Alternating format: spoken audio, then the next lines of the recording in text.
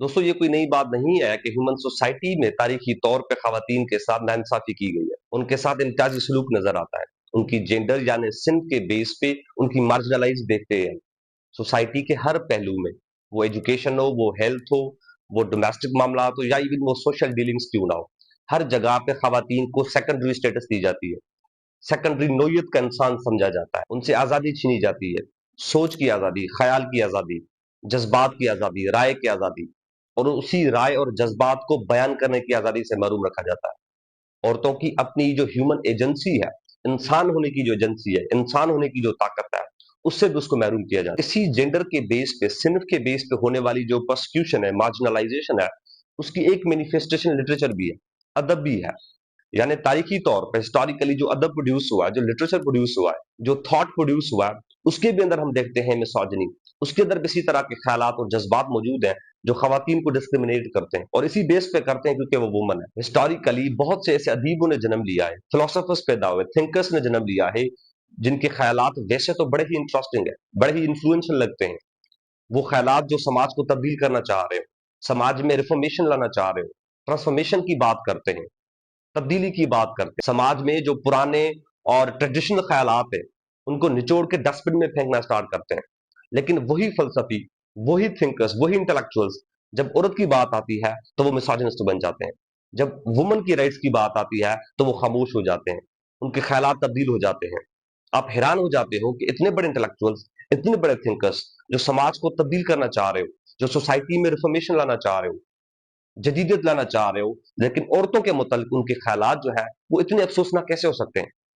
आपको दुख होगा कि ये कैसे पॉसिबल है कि इतने बड़े थिंकर्स, इतने बड़े फलसफी इस तरह की सोच रखते हैं, इस तरह के ख्यालात रखते हैं खवातीन के साथ। और आज की इस वीडियो के अंदर दोस्तों मैं आपके साथ दुनिया के 5 सबसे बड़े फलसफियों की औरत के मुतालिक जो उनकी कोटेशंस हैं वो आपके साथ शेयर करूंगा, और उन्हीं कोटेशंस की मैं आपको एक्सप्लेनेशन भी दूंगा कि उस कोटेशन से उन फलसफियों का, उन थिंकर्स का मकसद क्या है, वो क्या पोर्ट्रे करना चाह रहे हैं। अब सबसे पहला जो थिंकर है वो है फ्रेडरिक नीचा। फ्रेडरिक नीचा एक बहुत बड़े जर्मन फलसफी है, जिसके ख्यालात और आइडियाज ने आज तक समाज को जो है वो इन्फ्लुएंस करके रखा है, रिवोल्यूशनाइज किया उसने समाज को। उस दौर का जो थॉट था, जो ख्याल था, उसको फ्रेडरिक नीचा ने निचोड़ के डस्टबिन में फेंका था। लेकिन उसी फ्रेडरिक नीचा के ख्यालात जब औरत के मुतालिक आते हैं, वुमन के बात आते हैं, औरत की आइडेंटिटी, शनाख्त, उसकी सोच और उसकी इंसानी हैसियत के मुतालिक आते हैं, तो Frederick Nietzsche happens to be the most misogynist person. वो ऐसे थिंकर और फलसफी बन जाते हैं जिसके ख्यालात औरत के मुतालिक बड़े ही पुअर और नेरो है। आप हैरान हो जाओगे। अब फ्रेडरिक नीचा कह रहे हैं कि if you are going to a woman, don't forget a whip. यानी अगर आप औरत के पास जा रहे हो तो आप कोड़ा मत भूलो, आप लाठी मत भूलो। You must have a stick in your hands, ताकि उस स्टिक से आप औरत को कंट्रोल करो, उस स्टिक से आप औरत को समझा सको, बता सको कि आप कमजोर हो, आप वीक हो, मैं स्ट्रांग हूं, मर्द मजबूत है। और फ्रेडरिक नीचा की इस कोटेशन से ये बेसिकली हमें नजर आ रहा है कि नीचा कहते हैं कि आप औरत को डोमिनेट करो। एक जो सेंस ऑफ डोमिनेशन है, सेंस ऑफ कंट्रोल जो है, वो इस फ्रेडरिक नीचा की कोटेशन से हमें नजर आ रहा है। नीचा कहते हैं कि मर्द को औरत को कंट्रोल करना चाहिए। दिस इज वेरी इंपॉर्टेंट कि मर्द औरत पे डोमिनेट करे, हर लिहाज से डोमिनेट करे, ख्यालात में डोमिनेट करे, जज्बात में डोमिनेट करे, सोसाइटी में डोमिनेट करे, मैशत में डोमिनेट करे, क्योंकि वो मर्द है। और औरत को जो है वो कोई हक नहीं है कि वो डोमिनेट करे मर्द को। औरत तो कमजोर होती है, वो तो वीक होती है। इसलिए ये बहुत जरूरी है कि मर्द औरत को कंट्रोल करे, और कंट्रोल किस चीज से करे? कोड़े से करे, लाठी से करे। बिकॉज वो समझते हैं कि औरत इसी चीज से समझती है, फिजिकल वायलेंस से औरत कंट्रोल में होती है। नॉर्मली आम बात औरत समझती ही नहीं है। दूसरी कोटेशन है फ्रेडरिक नीचा की कि woman was God second mistake. यानी दिस इज वेरी ग्रेव कि नीचा कहते हैं कि खुदा की दूसरी सबसे बड़ी गलती जो है वो औरत है, और खुदा ने गलती की है औरत को पैदा करके। खुदा को औरत को नहीं पैदा करना चाहिए था। इस फ्रेडरिक नीचा की कोटेशन से जो हमें नजर आ रही है चीज, वो ये है कि नीचा औरत को बेसिकली एक फ्लॉड ह्यूमन बीइंग समझते हैं, एक ऐसी पर्सनालिटी समझते हैं, एक ऐसा इंसान समझते हैं जो फितरी तौर पे नेचुरली फजूल है, जिसका कोई काम नहीं है, जो यूजलेस है। वो इंसान जो है वो समाज के अंदर कंट्रीब्यूट नहीं कर सकता, फलसफे के अंदर कंट्रीब्यूट नहीं कर सकता, थॉट के अंदर कंट्रीब्यूट नहीं कर सकता, तालीम में कंट्रीब्यूट नहीं कर सकता। वो किसी काम का नहीं है। वो नेचुरली और फंडामेंटली फ्लॉड ह्यूमन बीइंग है। क्योंकि वो फ्लॉड ह्यूमन बीइंग है, इसलिए खुदा को इस औरत को पैदा नहीं करना चाहिए था। लेकिन अब चूंकि खुदा ने पैदा किया है, तो that is the mistake of the God कि उसने औरत को पैदा किया। तीसरी कोटेशन है नीचा की, वो कहते हैं कि men should be trained for the war and woman for the recreation of those warriors. यानी नीचा कहते हैं कि मर्द जो है उसको जंग के लिए तैयार करना चाहिए और औरत को उस जंग में मरने वाले जो वॉरियर्स हैं, जो बहादुर मर्द हैं, उसकी रिक्रिएशन करना चाहिए। यानी औरत का सिर्फ एक काम है कि वो रिक्रिएशन करे। अब मर्द को वार के लिए क्यों ट्रेन किया जाए? नीचा कहते हैं, इसमें जो चीज हमें नजर आ रही है वो ये है कि नीचा समझते हैं कि मर्द स्ट्रांग होता है, बहादुर होता है, वो ब्रेव होता है, उसके अंदर जंग में लड़ने की, जंग के मैदान में खड़े होने की ताकत होती है, स्ट्रेंथ होती है। वो वहां पे खड़ा हो सकता है, लड़ाई कर सकता है, अपने मुल्क की, अपने टेरिटरी का दिफा कर सकता है, इसलिए वो स्ट्रांग है। लेकिन जो औरत है वो कमजोर होती है, वो वीक होती है, उसके अंदर वो ब्रेवरी और करेज नहीं होता, वार की बहादुरी नहीं होती कि वो जंग लड़ सके। इसीलिए औरत का जो काम है वो जंग लड़ना नहीं है, और औरत को इसलिए तैयार भी नहीं करना चाहिए। औरत को जिस चीज के लिए तैयार करना चाहिए वो है रिक्रिएशन, के बच्चे पैदा करो और बच्चे जनो और बच्चों और पॉपुलेशन को रिप्रोड्यूस करो, ताकि वो अगेन उस जंग में जाके, उस जंग के मैदान में जाके लड़ाई कर सके, क्योंकि लड़ाई तो सिर्फ वही कर सकते, औरत तो लड़ाई कर ही नहीं सकती। तो औरत का सिर्फ काम यह है कि उन्हीं वॉरियर्स को, उन्हीं लोगों को रिप्रोड्यूस करे, उनकी रिक्रिएशन करे। अब ये कितनी अजीब बात है कि फ्रेडरिक नीचा औरतों को फंडामेंटली वीक समझते हैं, नेचुरली कमजोर पाते हैं कि औरत तो है ही वीक, है ही सबमिसिव, इसलिए बेहतर है कि वो जंग के लिए तैयार ना की जाए, वो सिर्फ रिक्रिएशन के लिए तैयार की जाए, जंग सिर्फ मर्द लड़ेगा क्योंकि वो बहादुर है। आगे चलते हैं, फ्रेडरिक नीचा कहते हैं कि woman learn how to hate more deeply than men does. यानी जो सेंस ऑफ हैट्रेड होता है, जो नफरत होता है, वो औरत के अंदर ज्यादा होता है, मर्द के अंदर कम होता है। अगर आसान अल्फाज में मैं कहूं तो नीचा समझते हैं कि जो सेंस ऑफ हैट्रेड होता है वो औरत के अंदर ज्यादा होती है, मर्द के अंदर उतनी नहीं होती है। औरत किसी भी इंसान से ज्यादा नफरत करती है, डेप्थ में नफरत करती है, मर्द उस तरह से नफरत नहीं करता। अब दिस इज वेरी स्ट्रेंज कि फ्रेडरिक नीचा हैट्रेड का वास्ता जेंडर के साथ जोड़ रहे हैं, which has no connection at all, जिसके साथ कोई ताल्लुक ही नहीं है। आपकी हैट्रेड का आपकी जेंडर से क्या ताल्लुक है? हेट तो कोई भी इंसान कर सकता है, वो तो मर्द भी कर सकता है तो औरत भी कर सकती है, इसमें तो जेंडर का कोई वास्ता ही नहीं है। लेकिन फ्रेडरिक नीचा स्टिल उसको एसोसिएट करते हैं हेट को जेंडर के साथ। नीचा समझते हैं इसके अंदर कि औरत जो है वो एक इम्बैलेंस पर्सनालिटी होती है, उसके अंदर वो इन्फॉर्म डिसीजन लेने की ताकत ही नहीं होती है, वो सिर्फ इमोशंस को फॉलो करती है, उसको नहीं पता होता, वो सिर्फ आपके जज्बात को देखती है, लॉजिक और रैशनैलिटी को वो देखती ही नहीं है। एक और कोटेशन है फ्रेडरिक नीचा की, वो कहते हैं कि everything about woman is a riddle and everything about a woman has only one solution and that is pregnancy. अब इसको अगर डिकोड करें तो इसमें फ्रेडरिक नीचा कहते हैं कि औरत जो है वो एक रिडल है, एक मिस्ट्री है, एक ऐसी चीज है जिसको आप नहीं समझ सकते, आप उसको अंडरस्टैंड नहीं कर सकते। लेकिन उस औरत का, उस मिस्ट्री का सिर्फ एक सोल्यूशन है, वो सोल्यूशन है आपकी प्रेगनेंसी, यानी आपकी सेक्स, आपकी रिप्रोडक्शन। नीचे कहते हैं कि ये जो रिडल है इसका एक हल है कि आप उसके साथ सेक्स करो, रिप्रोडक्शन करो, उसकी जो जिबली जरूरियात है वो पूरी करो, उसकी सेक्सुअल डिजायर्स को पूरा करो, क्योंकि इस मसले का हल ही यही है कि सिर्फ औरत चूंकि सिर्फ सेक्सुअल लेंसेज से देखती है, सिर्फ सेक्स के लिए है, सिर्फ एक सेक्सुअल टॉय है, सेक्सुअल प्रोडक्ट है, इसीलिए उसको जरूरत ही उसी चीज की है, तो आप उसी के साथ उसी तरह से चलो, उसके साथ रिप्रोडक्शन करो, सेक्स करो। अब यहाँ पे फ्रेडरिक नीचा औरत के जो रोल है सोसाइटी के अंदर उसको रिस्ट्रिक्ट कर रहा है, उसको कमजोर कर रहा है कि औरत जो है वो सिर्फ एक चीज के लिए है, औरत सिर्फ सेक्स के लिए होती है, सेक्सुअल लेंसेज से सोचती है, उसकी इंटेलेक्ट को, उसकी लॉजिक को, उसकी दूसरे जो समाज के अंदर किरदार होते हैं, रोल को मुकम्मल तौर पर फ्रेडरिक नीचा नेग्लेक्ट करते हैं, उनसे उससे इनकार करने की पोजीशन में कि औरत तो सिर्फ रिक्रिएशन के लिए है, वो तो सिर्फ सेक्स के लिए होती है, और ये मिस्ट्री इसी चीज से सॉल्व होती है। दूसरा फलसफी है दोस्तों आपका अरिस्टोटल, जो कि एक बहुत बड़े यूनानी फलसफी थे। ये वाहिद फलसफी थे दोस्तों जिसने सबसे ज्यादा डिसिप्लिन में काम किया है, डजन्स ऑफ डिसिप्लिन के अंदर उसका कंट्रीब्यूशन है। वो सोशल साइंसेस के अंदर भी है तो नेचुरल साइंसेस के अंदर भी है। लेकिन इसी फलसफी के दोस्तों औरतों के मुतालिक जो ख्यालात है, वुमन के करस्पॉन्डिंग जो आइडियाज है उसके, वो बड़े अजीब व गरीब है। आप परेशान होगे कि ये इतना बड़ा फलसफी जो इतनी सोच रखता हो, इतनी कंट्रीब्यूशन किया हो जिसने, उसके ख्यालात इतने अजीब व गरीब कैसे हो सकते हैं? अरिस्टोटल कहते हैं कि woman is a mutilated main, यानी औरत जो है that is डिफेस्ड face of main, औरत मर्द की दूसरी शक्ल है, डिफेक्टेड बॉडी है। पहली जो असल बॉडी है, जो असल वजूद है वो मर्द है, और उस मर्द का, उस मेन की जो डिफेक्टेड बॉडी है, जो डिफॉल्टी बॉडी है वो औरत है। मर्द के अंदर कुछ खास खुसूसियात है, कुछ क्वालिटीज हैं, जो वो क्वालिटीज उसको मर्द बनाती है, मेस्कुलिनिटी देती है उसको। लेकिन वही क्वालिटीज, वही खुसूसियात औरत के पास नहीं होती है, औरत के पास वो मौजूद नहीं है। इसीलिए औरत जो है वो चीजें औरत को फेमिनिटी की तरफ लेके जाती है, वो औरतों को औरतें औरतें बनाती है। अगर औरतों के पास वो क्वालिटीज होती, वो खुसूसियात होती, वो इमोशनल बैलेंस होता, ताकत होती, ब्रेवरी होती, तो वो औरतें जो है औरतें नहीं होती, वो मेन होती। क्योंकि औरत तो बेसिकली खुद तो कुछ है ही नहीं, वो तो असल में मेन की मैनिफेस्टेशन है ना। मेन की असल वो डिफेज्ड पर्सनैलिटी और डिफेज्ड फेस है। बजाते खुद जो है वुमन इज इनकम्प्लीट मेन। अब यहाँ पे आपका जो अरिस्टोटल है, अरस्तु साहब, वो भी कितनी अजीब व गरीब बात कहता है कि औरत जो है, यानी उसकी अपनी जो वजूद है, अपनी जो शख्सियत है, अपनी जो ह्यूमन एजेंसी है, उससे इनकार कर रहा है। यानी उसकी अपनी कोई हैसियत नहीं है। अगर वो एक्सप्लेन की जाएगी तो वो मर्द के कंटेक्स्ट में एक्सप्लेन होगी। अगर उसकी अपनी कोई सोच है तो वो मर्द के कंटेक्स्ट में होगी। बजाते खुद वो कुछ भी नहीं है। अगर मर्द है तो वो औरत वजूद रखती है, अगर मर्द नहीं है तो उस औरत की कोई हैसियत नहीं है। आपके अरस्तु साहब कहते हैं। आगे अरिस्टोटल कहते हैं कि the courage of man is in commanding end of woman is in obeying. यानी दिस इज सो स्ट्रेंज कि अरस्तु कहते हैं कि मर्द की जो बहादुरी है, जो ब्रेवरी है, वो कमांडिंग में है, ऑर्डर करने में है, हुक्म करने में, ये बताने में है कि ये चीज करो, ये चीज ना करो, ये चीज आपको करनी चाहिए, ये चीज आपको नहीं करनी चाहिए। यानी मर्द की ये नेचुरल खुसूसियत है कि वो कमांड करेगा, ऑर्डर करेगा। लेकिन औरत की क्या खुसूसियत है?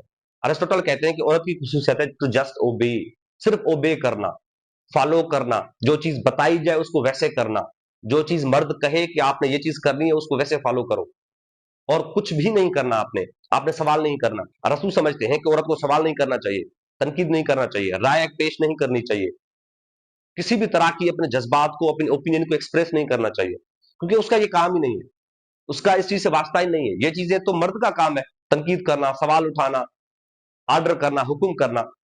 औरत का तो बेसिकली एक मकसद है, वो है टू ओबे। ये मास्टर और स्लेव का रिलेशनशिप है। मर्द मास्टर होता है, औरत स्लेव होती है। जिस तरह से मास्टर हुक्म करता है, ऑर्डर करता है, कमांड करता है, वो स्लेव उसको उसी तरह से फॉलो करता है, उसी तरह से ओबे करता है। ये आपके रसूल समझते हैं। तीसरा आपका फलसफी है, वो है आर्थर शोपनहार। आर्थर शोपनहार भी अपने दौर के बहुत बड़े फलसफी माने जाते हैं। He is considered to be the most pessimistic philosophers of all the times. ये सबसे पैसिमिस्ट फलसफी समझे जाते हैं। और ये पैसिमिस्ट सिर्फ दूसरी चीजों में नहीं है, ये खवातीन के हवाले से भी है। मिसोजिनी इसकी आप महसूस करोगे, मिसोजिनी इसके ख्यालों में, इसके जहनों में भरी पड़ी हुई है। इतने अजीब व गरीब ख्याल आते हैं आपके आर्थर शोपनहार के भी। शोपनहार कहते हैं कि woman are by nature mean to obey. यानी वही अरिस्टोटल वाली बात कि औरतें जो है वो फितरी तौर पे कमजोर है, फितरी तौर पे उनका सिर्फ एक काम है कि वो फॉलो करें, वो ओबे करें, मर्द को ओबे करें, जो चीज मर्द कहे उसको फॉलो करें। उसके अलावा औरत का कोई काम नहीं है।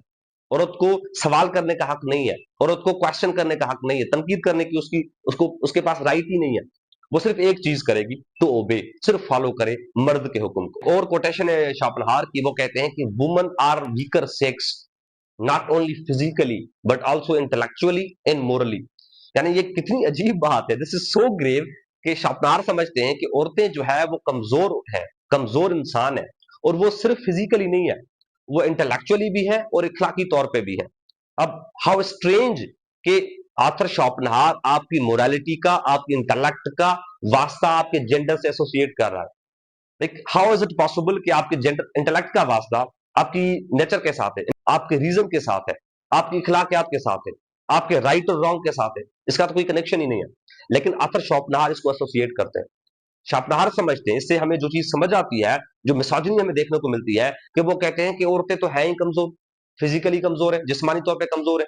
वो एक्टिविटीज औरतें नहीं कर सकती जो मर्द कर सकता होता है। उसके पास उतनी कैपेसिटी ही नहीं है, फिजिकल ताकत ही नहीं है कि मर्द जैसी फिजिकल एक्टिविटीज कर सके। उसी के साथ साथ इंटेलेक्चुअल कैपेसिटी भी नहीं है औरत की। औरत के पास जहन नहीं होता, लॉजिक नहीं होती, फहम नहीं होती, औरतें सवाल नहीं करती। नेचुरली उनके अंदर ये वीकनेस है कि उनके पास फहम इस्तेमाल करने की कैपेसिटी नहीं है, लॉजिक का यूज करती ही नहीं है, रैशनैलिटी उनके पास नहीं है। इसीलिए ही तो आज तक औरतें फलसफी पैदा नहीं हुई, इसीलिए ही तो आज औरतें बहुत बड़े अदीब पैदा नहीं हुई। इसीलिए ही तो आर्थर शॉपनार समझते हैं इसके जरिए कि औरतें जो है वो साइंटिस्ट नहीं बनी, क्योंकि उनके पास लॉजिक है ही नहीं, वो रैशनैलिटी यूज ही नहीं करती है। वो तो वीक है, और मर्द से वो कमजोर है मर्द की कंपैरिजन में। इखलाकी तौर पे भी औरतें जो कमजोर है, औरतों को नहीं पता होता। शॉपनार समझते हैं कि सही क्या है, गलत क्या है, कौन सी चीज बुरी है, कौन सी चीज सही है। राइट और रॉन्ग के आइडिया की अंडरस्टैंडिंग नहीं होती औरत की। ये समझते हैं author Schopenhauer, this is very strange कि आपकी मोरालिटी का, आपके सही और गलत का वास्ता आपके जेंडर के साथ हो गया कि फला जेंडर है तो ये समझता है सही क्या है और गलत क्या है, और अगर फला जेंडर है तो वो नहीं समझता सही क्या है और गलत क्या है। आगे चलते हैं, शोपेनहावर मजीद कहते हैं कि the fundamental fault in the character of a woman is that they do not have a sense of justice. यानी दिस इज सो स्ट्रेंज कि शोपेनहावर कहते हैं इस कोटेशन के अंदर के औरतों के किरदार की, औरत के वजूद का सबसे बड़ा जो मसला है, जो फंडामेंटल इशू है, वो ये है कि औरतें जो है वो उनके पास सेंस ऑफ जस्टिस नहीं है। इंसाफ की जो सोच है, इंसाफ का जो ख्याल है, थॉट है, वो औरतों के पास होता ही नहीं है। औरतों को पता ही नहीं होता कि सही और गलत क्या होता है, बुरा और भला क्या होता है, इंसाफ क्या होता है और जुल्म क्या होता है। इस चीज का औरत को पता ही नहीं होता। वो तो सिर्फ जो है वो सेल्फिश होती है, अपना सोचती है, अपने बारे में सोचती है, अपने वजूद से बाहर नहीं देखती चीज को, अपनी जात तक सेंटर्ड होती है, सेल्फ सेंटर्ड होती है औरत। उसके पास रूल्स नहीं होती है, एक डिसिप्लिन्ड पर्सनैलिटी नहीं होती औरत, इसीलिए औरत के पास जो सेंस ऑफ जस्टिस है वो नहीं होता। अब इसके अंदर शोपेनहावर बेसिकली औरत का जो किरदार है समाज के अंदर, उसको भी रिस्ट्रिक्ट कर रहे हैं, और उसी के साथ साथ औरत की जो स्टेटस है उसको भी डिमिनिश कर रहे हैं कि वो सिर्फ सेल्फ सेंटर्ड है, वो सेल्फिश होती है, वो इमोशनल इम्बैलेंस होता है उसके अंदर, वो एक बैलेंस्ड पर्सनालिटी नहीं होती। आगे चलते हैं, चौथा फलसफी है आपका जैन जैकस रूसो। अब रूसो भी अपने दौर के बहुत बड़े फ्रेंच स्विस फलसफी थे, एक पॉलिटिकल थिंकर थे, जिसका फ्रेंच रिवॉल्यूशन में बहुत बड़ा कंट्रीब्यूशन था। उसकी कई ऐसी राइटिंग्स और बुक किताबें हैं, मजामीन है, जिसके जरिए उसने फ्रेंच रिवॉल्यूशन को जो है वो उसको प्रमोट किया था, उसको इनलाइटन की फ्रेंच समाज को। लेकिन इसी रूसो की 200 ख्यालात जब औरत के मुतल्लिक आते हैं तो बड़ी हैरानी होती है। जिस तरह से हमने पीछे देखा कि ये इतने बड़े फलसफी हैं, इतने बड़े थिंकर्स हैं, उनके औरत के मुतल्लिक कितने अजीब-ओ-गरीब ख्यालात हैं। रूसो के भी औरत के मुतल्लिक इसी तरह के ख्यालात हैं। मिसाल के तौर पे रूसो की एक कोटेशन है कि she should be weak and passive and he should be strong and active. यानी रूसो कहते हैं कि औरत जो है उसको कमजोर होना चाहिए, वो पैसिव होना चाहिए उसको, और जो मर्द है वो स्ट्रांग और एक्टिव होना चाहिए। अब ऐसा क्यों है? इसके अंदर रूसो जो समझाना चाह रहे हैं, जो उसकी मिसोजिनी उसके अंदर भरी हुई है, वो जाहिर होती नजर आती है। वो कहते हैं कि औरत जो है फितरी तौर पे, फंडामेंटली जो नेचुरल ऑर्डर है उसके अंदर कमजोर होती है, वो होती ही वीक है।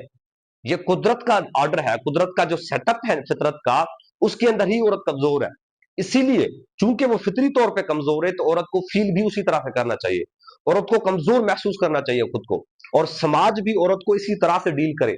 समाज भी उसको किसी बहादुर और बड़े एक्टिव इंसान के तौर पे नहीं देखे, बल्कि एक वीक, पैसिव और सबमिसिव इंसान के तौर पे देखे, क्योंकि नेचुरली वो ऐसी है।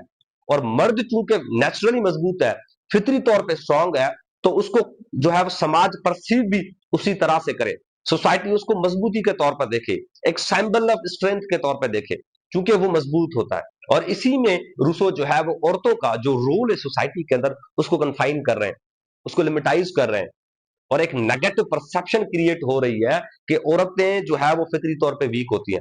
अब जब औरतें फितरी तौर पे वीक होती हैं तो आपकी जो ऑपरेशन है, आपकी जो जेंडर के बेस पे होने वाली एक्सप्लॉइटेशन है, उसको वो जस्टिफाई कर रहे हैं, which is very grave. Rousseau की एक और कोटेशन है जिसमें वो कहते हैं कि woman is made specially to please the main.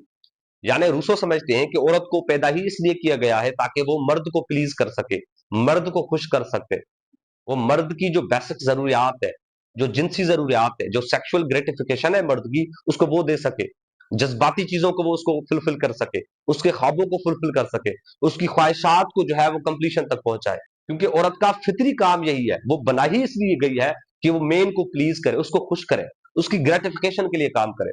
उसका अपना कोई वजूद नहीं है, वो अलग से नहीं बनाई गई कि वो अलग औरत इंसान है, नहीं।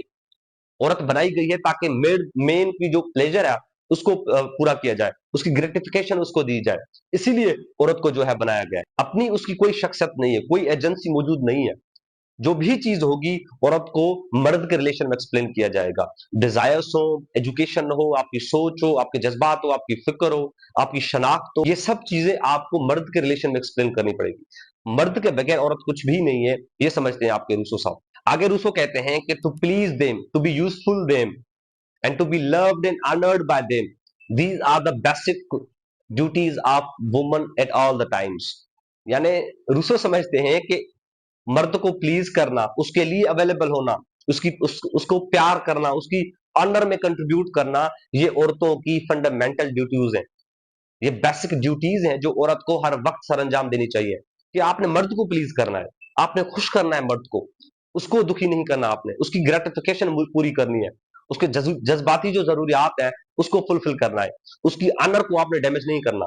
ऐसा कोई काम नहीं करना, आपने सवाल नहीं उठाना, तनकीद नहीं करना, अपने मास्टर्स पे क्वेश्चन नहीं करना जिससे उसकी ग्रेटिफिकेशन को, जिससे उसके प्लेजर को नुकसान पहुंचे।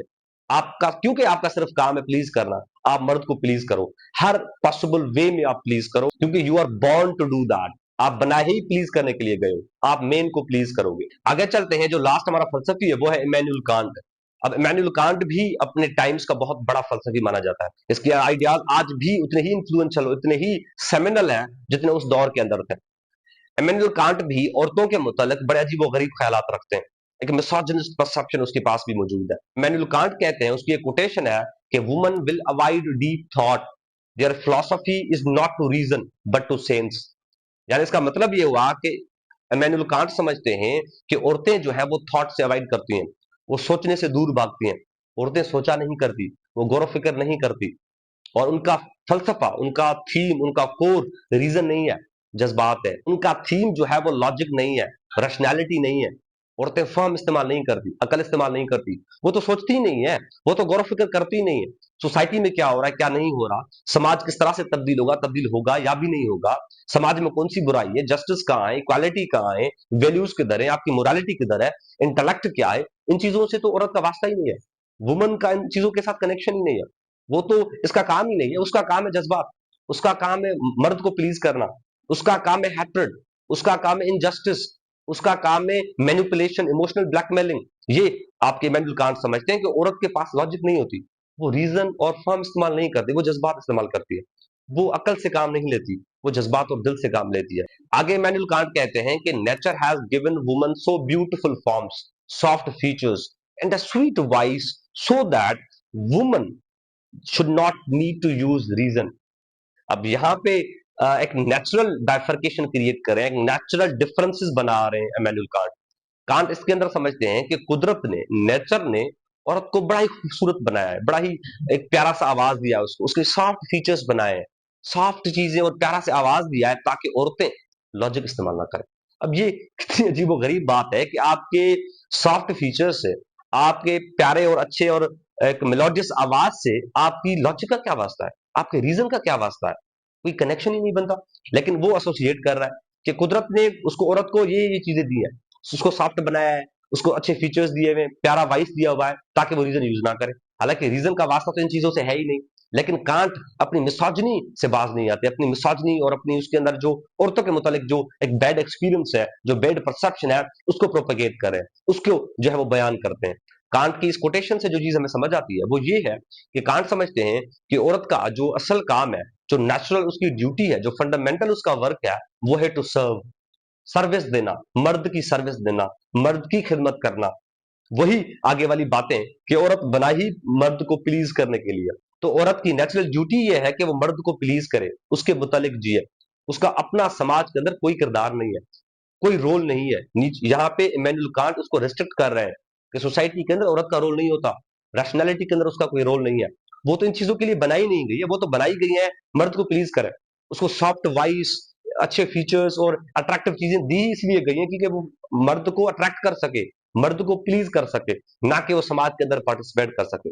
तो दोस्तों ये थी 5 सबसे बड़े फलसफी दुनिया के, जिन्होंने बहुत बड़ा कंट्रीब्यूट किया है रेस्ट ऑफ द थॉट के अंदर।